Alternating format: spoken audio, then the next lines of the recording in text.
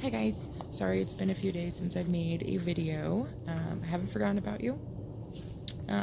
As I let you know earlier, my son had his adenoids out on Tuesday, February 19th, and surgery went great, everything went awesome. He just had a very rough few days after that, and so it's just kind of been hectic and crazy here. We're all kind of worn out, exhausted, everything like that. Last night, I was planning on doing a video, however I fell. It was just me and my daughter and my son here, and unfortunately I was getting up and my son, because he's not feeling well, he's been very clingy, he got through my walker, and instead of running him over, I took the fall. Most of my body weight was on the top part of my walker, and so I didn't come down full weight onto my operative leg. I did hit my knees. I did go down. It is hurting. Nothing feels loose or anything like that today. I'm stiff. I'm in pain. But I will get through it. You know, last night I had to call the on-call surgeon. Unfortunately, the on-call surgeon was my surgeon. So it's like, unfortunately, fortunately. But I have Dr. Medan, and he is an amazing surgeon, but he is a surgeon, like, through and through, mind up here. That's the way he talks to you. He's very matter-of-fact, and a lot of people wouldn't like his bedside manner, but I've worked with doctors for 10 years. Like, I can understand where he's coming from, and be, like, the bluntness. It needs to be said the way that he says it, and people need to get over themselves if they think that his bed manner sucks. Sorry. He's telling you like it is, whether you like it or not, you're gonna have to hear it. So I didn't like what I had to hear last night. But it's true. You know, it is completely what I needed to hear to remind myself that I need to stand up and advocate for myself. So basically, he said last night, first thing he said to me was like, oh, you're gonna be another one of those statistics that falls. And I explained to him the fall, and it was like, I didn't come down full weight, you know. It was just on my knee. Most of my weight was on my on my left side, and on my arms on the walker. So I didn't free fall or anything like that. I had kind of support around me. And he explained to me, he's like, I thought I stressed you enough that you cannot fall. He's like, you cannot fall right now. He's like, you cannot fall at all. I don't know how many times he said that to me, but you cannot fall. Basically this is what happened. So I fall. Say I screw something up, knock a bone loose, mess up a screw. Right? So, there's two things here. A, he can go back in, he can maybe fix it, and it's not going to be as good as, you know, a setting as it was the first time. Or B, he goes in, he can't fix it at all. And then I have no hip. You know, we're going to have to think of other options. And I don't even know if at that point they can do a hip replacement because they're breaking your pelvis. So, I'm not sure logistics on that. But I am 29. If I have a hip replacement now, that means every 10 to 15 years I'm going to have a hip replacement. Yeah, like, who wants to go through that every 10 to 15 years? Well, time for a new hip, you know, like, no. You know, and I, you know, explained to him, I was like, well, I was getting up to help my daughter because of my son, and he's like, no. There's no excuses right now. He's like, I don't want to hear excuses. The reason why I did the surgery on you is because I saw how many people you had around you, and it looked like you had a reliable support base. He's like, that's the only reason why I do the surgery on anybody I do the surgery on, because I need to make sure that they're, you know, taken care of. Otherwise, I will not do the surgery on you. This stuff cannot happen again. Otherwise, I will not be doing your surgery on your left hip. And that kind of hit me. You know, he's like, you're not a mom. You're not anything right now. Right now, you are a extension of your bed or your recliner or whatever chair you're sitting in. He's like, you're nothing right now. You, for the next 5 to 8 weeks, you are nothing. You know, and that hurt my feelings. You know, hurt my feelings. Because I'm like, I am a mom. He's like, nope, not right now, you're not. So this video is not about, I'm not going to talk about how you mentally and emotionally have to be. Not this time, not this video. This video is going to be about your support system. This is going to be about you advocating for yourself beforehand and making sure that you have good people by your side that will advocate for you after the fact. Because you have to remember, after you have this done, you are going to be under the influence of painkillers, muscle relaxers, etc. Basically, your mind's going to be mush, and you're going to be living in la la land. So It is the morning, and this is when I'm the most coherent. So let's just kind of delve into it. So basically, in my situation, we've had almost 2 years knowing if I'd had the surgery done. We made sure we have all the DME. I prefer to use a walker. I don't use crutches. I feel like the walker has more support. I'm kind of like in a cage. So like the fall last night, I was able to catch myself from putting my full weight onto my operative leg because I was in like this little box of safeness. Yes, I have a bedside commode. I have a leg lifter. I have a grip, like one of those little like grabber things, and those are amazing. So if you can find one with a hook and a magnet, and then it has like the grabber on the other end, they're kind of like weird shaped. They're kind of like claw shaped. Get one of those. Those are amazing. You can hook your, like, if you're trying to put your underwear on for a female, you can hook your underwear into it and just kind of slide it over your leg and bring it up. Works amazing. Elevated toilet seat, you have to have one of those because getting down low right now, like, you're not pop locking and dropping anything right now. You can drop, but that's not good. Your number one precaution this entire time: do not fall. Do not fall. You can't fall. Don't fall. Don't do it. Don't look at it. Don't think about it. No, you cannot fall. No falling. Falling is bad. Don't do it. I could say it, like, I literally could spend an entire 20-minute video telling you, don't fall. Do not fall. And this is why. So I'm not sure if every surgeon does it the same, but the way Dr. Medan does it is a 2-part surgery. First surgery, I had my scope done. So basically, my labrum was torn. They had to go in. They had to repair my labrum. My labrum was trashed. So they had to, I'm not sure, I probably need to look at my records, be a little more positive on it. But they have 2 options. Either they go in, they can kind of piece together the labrum that you had, or they go in and they fix it with a cadaver labrum. I'm not sure which one I had done. I just know that from my scope pictures, my labrum was trashed. It's not a pretty sight. And then 2, I have hip impingement. So because I literally have had no joint, my femurs had to kind of figure out its own way to support itself. And so that's why it's created and made that like rod. So basically they have to go in there to fix your femur because it needs to be a ball and socket. That is a ball and socket joint. They need to go in and they need to shave it down and cut bone. They go in and they cut bone during your scope to shave it down, make sure that it is ready to be stuck into a socket. So I'll post them again on this one. You can see my after PAO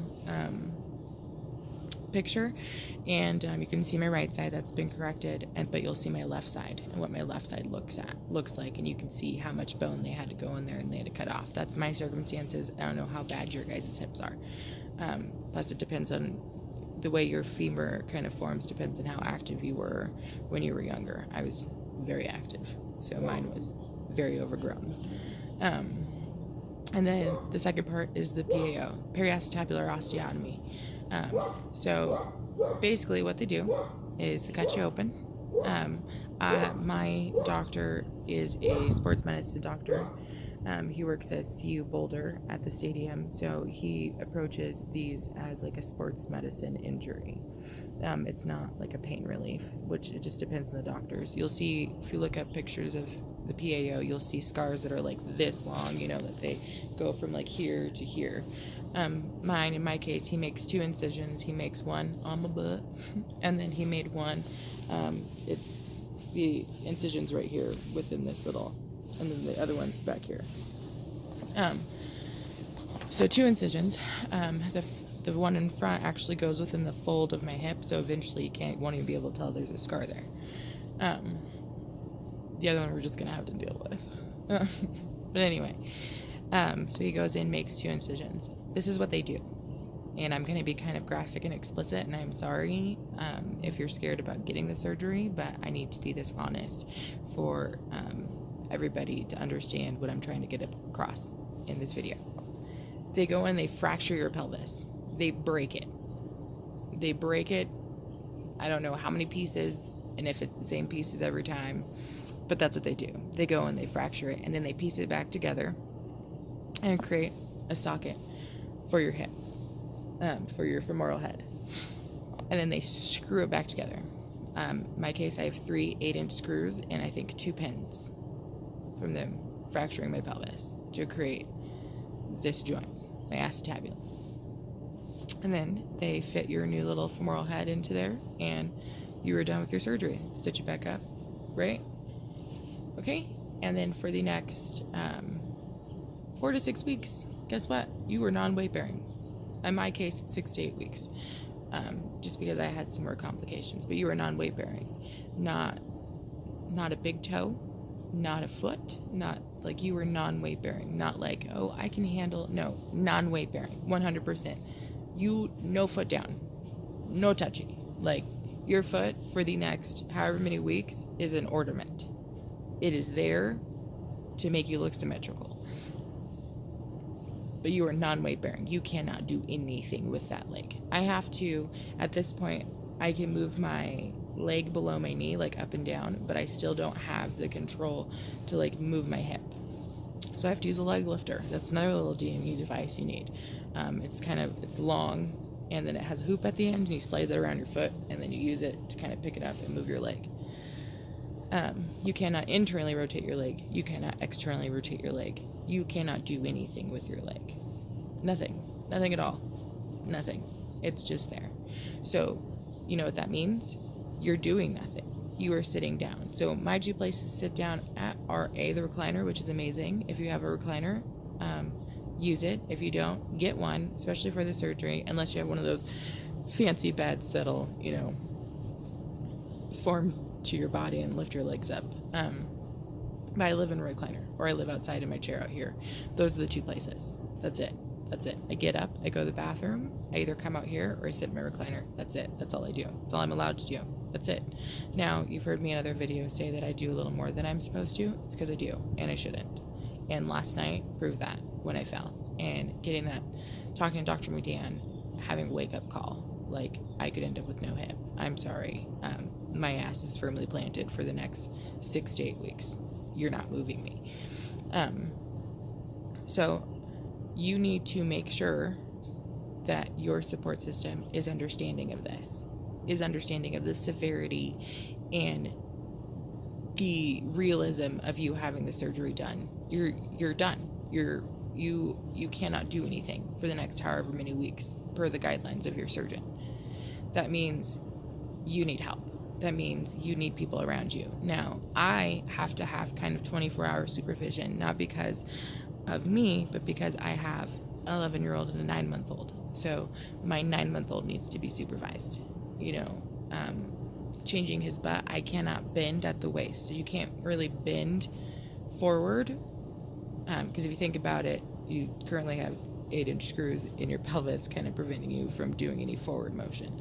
I can kind of lean to the left, but I can't bend down. My leg can't go above an 85 degree, and it cannot go past 0. It means it can't swing back. It means it can't bend down, try to pick up anything, because what do? You swing your leg back. Can't do that. Can't do it anyway, because I can't really bend from my hips. Like, I can't bend in half.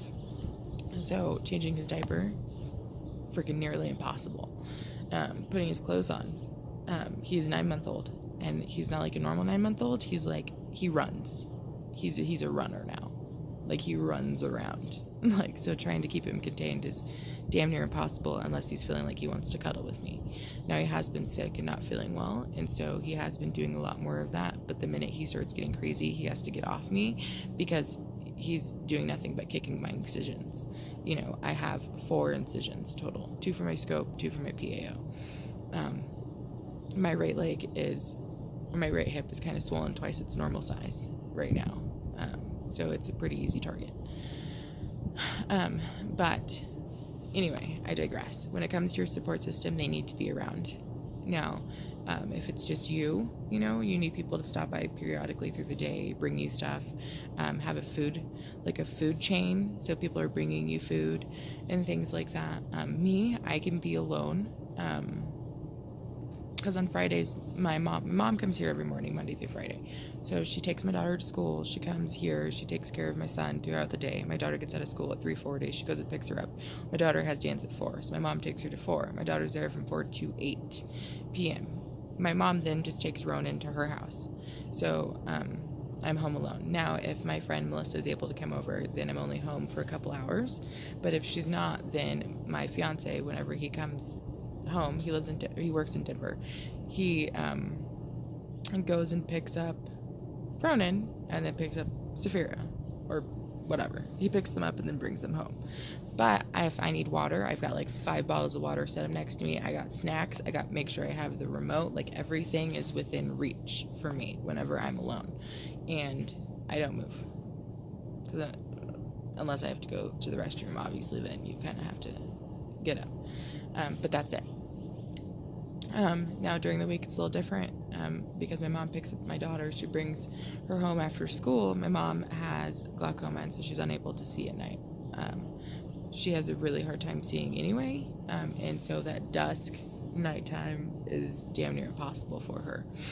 So she has to go home. So normally we've got people to tag out. I got friends coming over after that to kind of check on me. You know, I obviously have my 11-year-old here. She does great. She helps me with my son. She does a little too much, in my opinion. Whenever I can't have, somebody over here, but we're getting there. We're figuring out scheduling. It's really hard. We all have our own lives and stuff like that, and people are having to take times out of their lives to be there for me.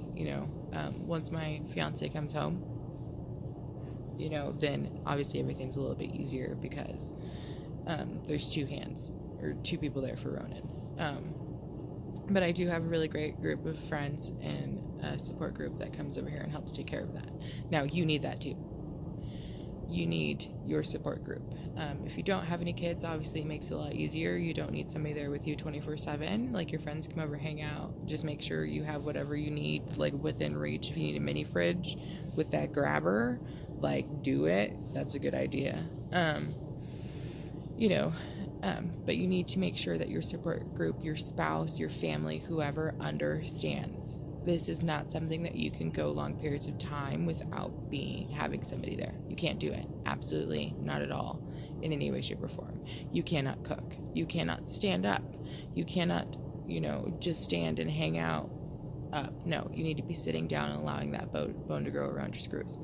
It is so imperative that your support group understands that.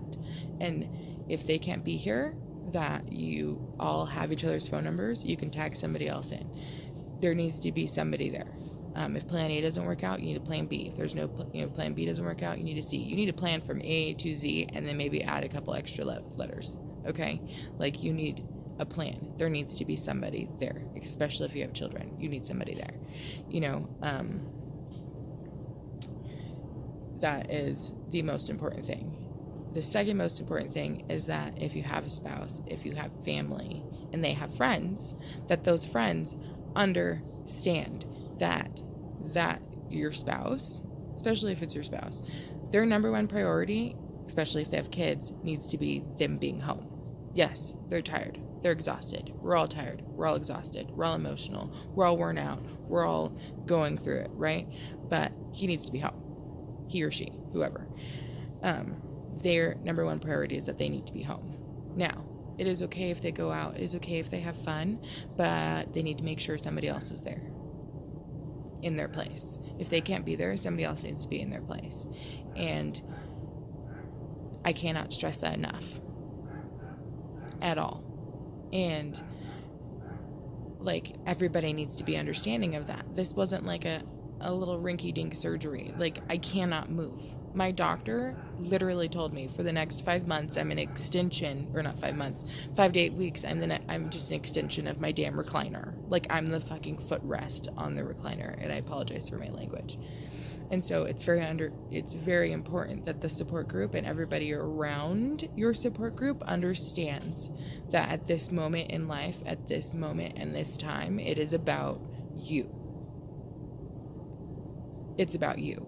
Now, it does not have to be them there. They're allowed to go have fun, but there needs to be a backup plan. There needs to be somebody else there, especially if you have children, because an 11-year-old is not a good backup plan.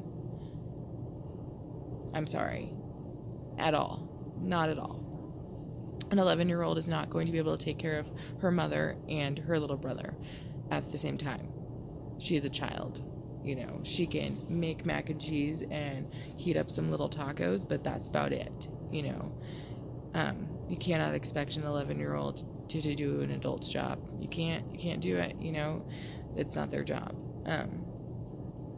And so it's very important that everybody understands that, this isn't happy-go-lucky fun time. And it's not because I'm miserable, you have to be miserable. That's not it. It's because I'd be fine by myself, but I have children. And so my support system needs to be, aware of that fact. If somebody needs to come over and pick up Ronan, for a couple hours until somebody can be at my house, that's fine.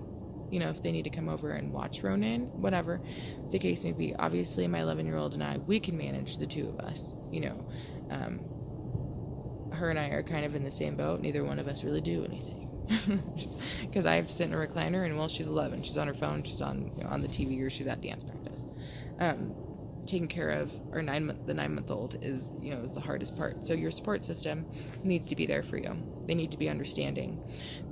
They need to be on the ball.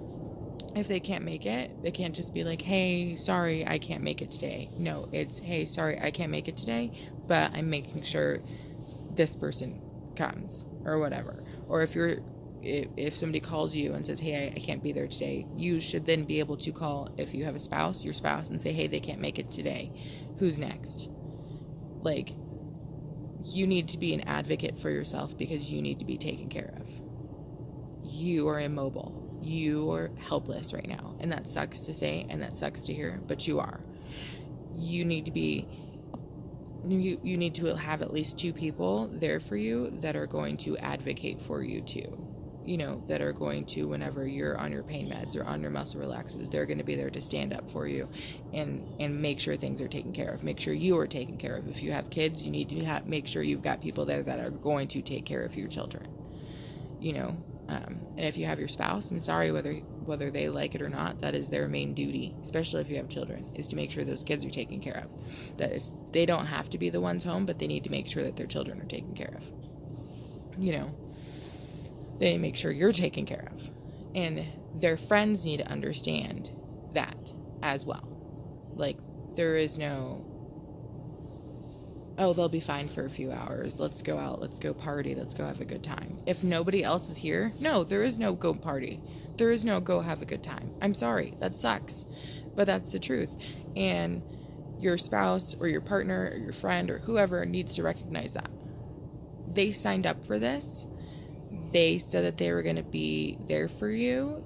You put all of your trust and all of your everything and belief into them. They need to then hold up the bargain and either learn how to say no or learn how to plan accordingly. Like, I'm going to go out to dinner and then I'm going to go out to a bar, but let me make sure somebody's going to be there for my significant other and my kids to make sure that they're okay. That's okay. That's okay to do. You're allowed to go out and have fun, but plan accordingly. Make sure that the things that need to be taken care of are taken care of. And honestly, that's just general life. That's general life. You always need to make sure the things that need to be taken care of that are important are taken care of, So this video is not about your mental and emotional battles this time. It's about advocating for yourself. It's about making sure that you surround yourself with people who are going to row your boat and not poke holes in your boat. That you surround yourself with people who understand the severity of what you're going through and that this is just a moment in time. It's not permanent. It's just a period of time, and that they're there for you during that time. You need to be selective.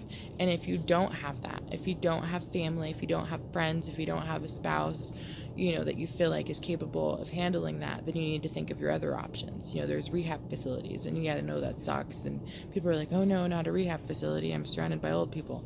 Okay, first off, old people are awesome. Okay, they have some of the coolest stories. Think about how long they've been around. And secondly, it's around the clock care. You literally don't have to do anything. So, if you don't have the option of friends and family and things like that, then, there are other options out there for you. You're not alone. Like I said, I've always said in every single one of my videos, you are never alone. But you need to, with this surgery, make sure that your support system is there for you and has your best interest at heart. If you have kids, you need to make sure that their number one priority is you and those children, because those kids need to be taken care of. They cannot fend for themselves. So this is in no way bashing anybody in my family. This is no way bashing my friends, my fiance, or anything like that, or his friends, or anything like that. It's no way bashing. It's a wake-up call. I got the 5th degree by my surgeon last night because I did not stand up for myself, because I did not advocate for myself, when I should have. And, this is a wake-up call. Everybody needs to stop in this situation, with this situation, when it comes to my support group. They all need to think about me. That sounds terrible. It sounds selfish on my part, but that's what they signed up for in being my support group and being my support, my support people. It is time, whenever they said, I'm going to be there for you, I'm going to help you, that they need to be there for you and they need to help you. This is the one time in your life you do not feel guilty for feeling selfish. You need to be taken care of. You need to make sure that you're taken care of. If you have children, you need to make sure that those children are taken care of. And you cannot be the one to do it. That sucks, that hurts to hear, but you can't be the one to do it. You cannot take care of your kids right now. You are nothing other than an extension of whatever sitting device you are using right now. Like, that is all you are, and I'm sorry. But that is what I heard last night, and that is 100% correct. And so that's what this video is about. Your support system needs to be actually there to support you. They need to be there for you. They need to be accountable. They need to be responsible. You need to make sure that if one person's not able to do something, that, the people that you choose to really have your back and advocate for you have plan B, plan Z, plan whatever, plan triple Z, whatever. But yes, your support system just needs to be there for you. It's not a joke. It's serious.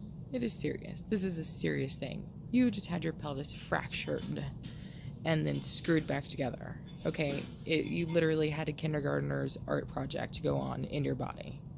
Like, that's legitimately what just happened to you. All right. You have every right to feel selfish right now. You have every right to be taken care of right now.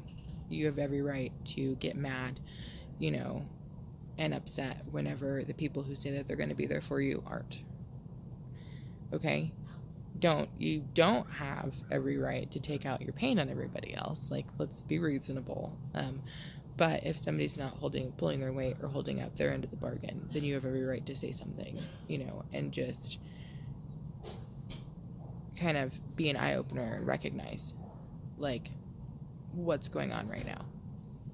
So, again, not bashing my family, not bashing my friends. Everybody's been great. Everybody's pretty much been on it, My daughter has been a godsend, a freaking angel from above. Like, she is amazing, and everybody's been helping a lot and, doing their part. And we all make mistakes. We all take 2 steps forward, 2 steps back. It's all a learning curve for all of us, We all kind of have to learn a new way of life right now. And so I accept that there's going to be mistakes and things are going to go wrong and things are going to happen. But we all just need to be accountable to that. And we all need to be understanding that stuff like that cannot happen. You cannot fall. You can't fall. You cannot fall. You cannot fall. You can't fall. No falling. Don't do it. So, I'm sorry if you're watching this and you feel like I bashed you. That wasn't my intent. My intent is to just make sure that everybody who's getting ready to go through the surgery, going through the surgery, who's still making up their mind on the surgery, understands the amount of support that you need around you in order to make it through this. It is not easy. It is hard. It hurts. It is painful. It is, mentally testing. It is emotionally just devastating. It is rough. But at the end of the tunnel is running and walking and fun and games and laughing and a life without excruciating pain and a life without limitations. You know, a life with being able to do squats and actually get your booty right. Like, there is a light at the end of this tunnel, you know. So this is just a moment in time, but make sure that the support people, the people that you have around you, are there for you. And I know it's repetitive, and I know I've said it like several times, but you need to. It's not a joke. You need to have good people on your side to get through this, whether it's a rehab center, whether it's your friends, whether it's your family, whether it's your next door neighbor, you know, whatever. You need to make sure that you've got a good set of people in your corner there for you and to hold you up. If you have kids, it's really good to have a plan for those kids. You need a plan to have your children taken care of. Obviously, you know, you always, like, obviously I'm in a family. My spouse has to work, you know. So during the day, I need to make sure my children are taken care of. You know, he needs to make sure that our children are taken care of. There needs to be a plan in place and everything like that. And we all need to make sure we stand up and say, hey, either no, I can't do that. I'd love to, but I can't because I got to get home and take care of my kids and my spouse or partner or friend, or we need to say, hey, I'd love to do that, but let me just make sure somebody can be there for them. Just make sure that you are taken care of. You deserve to be taken care of. You are important enough. You know, you are strong enough. You are worth it to be taken care of. And don't let anybody ever make you feel like anything else. This surgery is a lot. Not just for you, but for everybody. But, you know, from this standpoint, from being the person going through the surgery, it is a lot for you because of everything you have to go through physically, mentally, emotionally. Like, this is everything set up in one surgery to destroy you as a human being. And you're not going to let that happen. You can't let that happen. You're mentally, you can do this. You're going to get through it. Emotionally, you are not worthless. You are not a burden. You are not being selfish. You are none of those things. You are an amazing person. You are strong. And you're going to get through this mentally. Physically, it is going to suck. It is going to hurt. You are going to scream. You're going to cry. You're going to cuss people out. There are going to be names calling. There's probably going to be a lot of very colorful, made-up new cuss words. But guess what? Eventually, that pain is going to go away, and you're going to be walking like a freaking champ and running and hiking and biking and doing whatever the hell that you want to do without having any of those restrictions. You are going to get through it, and it is going to be amazing. And all those people that stood by you throughout this get to, you know, see your happiness. If they love and they care about you and they, you know, are truly there for you, that will be such a huge reward because guess what? I helped them get there. You know, and then you, of course, because all these people have been so amazing and so awesome, you make sure you do anything and everything to pay these people back. And I don't mean monetarily, unless that's the type of person you are. But, you know, by being a good friend, by being a good spouse, by being a good whatever, parent, friend, daughter, child, whatever, you do everything that you can to show them how important that they were and how integral they were in your success. So, again, make sure all the people that you have are there for you and that they are truly and honestly ready for this. Whether they have to watch a video to understand the extent of the surgery and the limitations that you have and that this is no joke. You know, if they need to read the literature, if they need to watch an animation surgery, if they want to see, you know, some like pictures or anything like that, I got them. Feel free to send them my way. You know, just make sure that you're taken care of because you are important and you are worth it. So, sorry, I kind of went on a little rant today and I kind of repeated myself a lot. I'm just, again, need to emphasize how important it is. But I love you guys. I hope you guys have a great day. You're going to get through this. and it's going to be amazing when you do. But yep, love you lots. You guys have a good day.